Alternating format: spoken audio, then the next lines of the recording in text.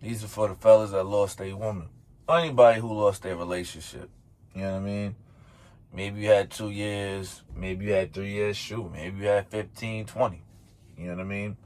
At the end of the day, things happen. I know it's hard to digest.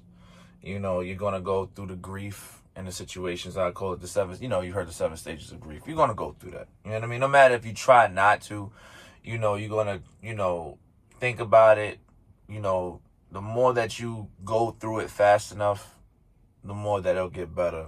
But it takes time. I mean, for me, going through it, I remember I was with mine for 15 years, and I didn't think that we would ever break up. I mean, ups and downs and all, like any relationship, but I didn't think that it was going to break and fall apart, but it did, and one thing I kept hoping for was it to come back. You know what I'm saying? Like, oh, maybe this relationship is going to happen and maybe we can fix it, reconcile. You got to understand, depends on the situation of how the relationship, broke up or what happened during that time. You know what I mean? I'm just being honest. And I think this goes for, men, men and women. If that person stepped out on you and had somebody else, 9 times out of 10, as much as you think that they're going to come back to you, why would you even, they might come back to you, but they don't even want to come back to you because it's something that they are losing on that side with that person. And they're like, oh, well, I miss this person of what they used to do. And they try to pretty much come back to a situation just for the accolades of what you provide, but they'll still go to that person for the other situations if necessary. And then they like to play a wishy-washy game until they got to make up their mind, because either one is going to have, somebody's going to have a power over her, you know what I'm saying, or over him. And pretty much, instead of you being the third wheel for it, instead of you trying to, if you're the type of person to be like, begging or trying to see if, even if you got a family, I'm just being honest, it's for the fellas who had a family and stuff like that too. Like, you know what I'm saying? Vice versa. Like, we have a family together and we need to do this together. If you're doing it for the kids, it's not going to work. It's not going to work. You know what I mean? Because at the end of the day, that person's already made a choice that they can't bring themselves back from. I don't care what you say.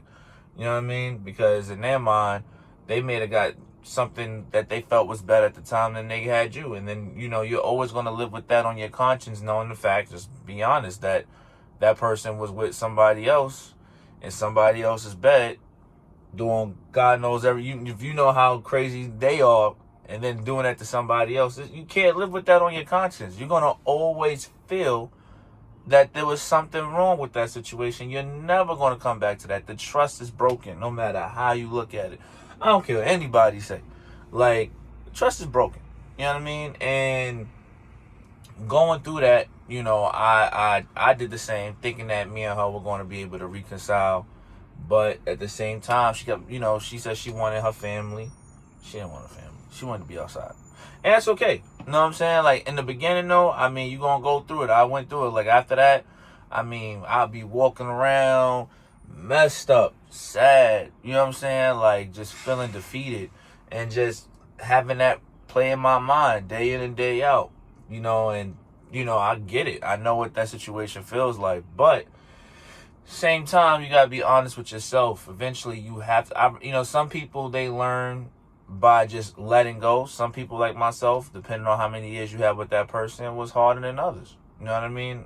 But I feel like once I learned, once that happened and I was able to accept it, I had to get hit in the head a couple of times. It got me in the right direction of where I needed to go. Once I realized, like, I'm thinking she wants this, and then, boom, like, she still was messing with the dude. She was still bringing him around.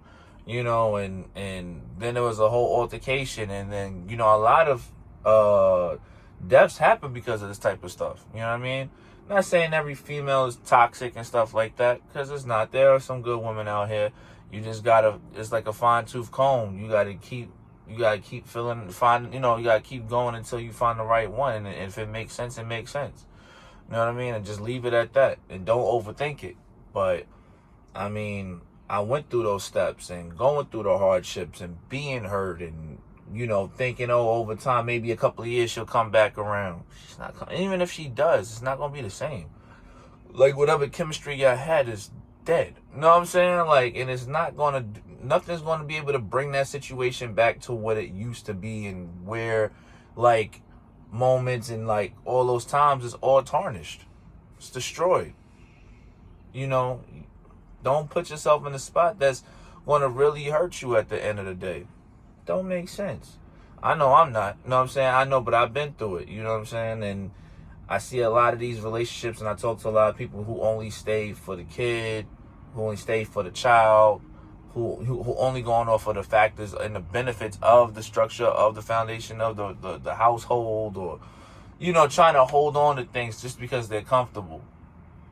You're going to hurt yourself in the long run, because you wasting your time by doing that. What you should be doing is calling it for what it is, rebuilding yourself. A lot of people, a lot of us, we don't want to rebuild after a bad breakup.